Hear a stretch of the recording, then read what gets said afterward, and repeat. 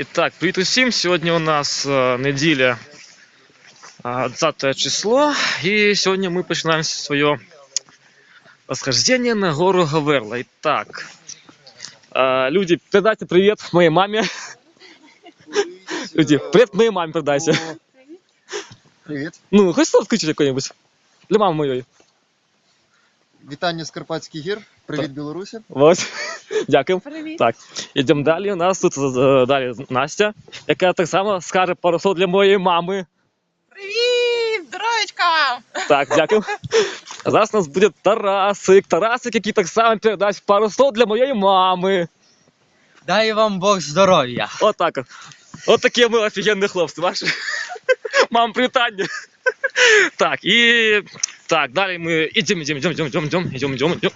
і... Так, тут ось така хрень, яку треба перевести нам зараз.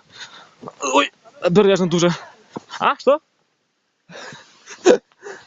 Так, нас Настя зараз фоткала, вибачаюся за перерив короткий. І так. Ну, зараз тут, як бачите, така цікава, пригожа природа навколо нас, так от, така ось. Так, ось той бок ми підіймаємося і йдемо на саму вершину нашої гори Говерли, самої високої гори на території України. Вишня якої 2065 метрів, здається, да? Я бачу, Тарас Насті, знаєте? Вибачаюся за задишку. Ну, не так тяжко підійматися, звісно, але я просто тут злегка так запихався. Окей.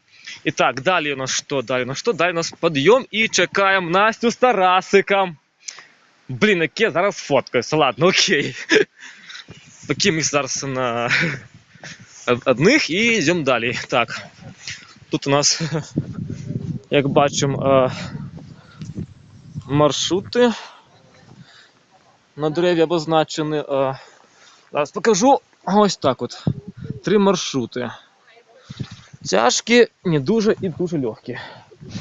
Ну, зараз ми вас тут покинемо і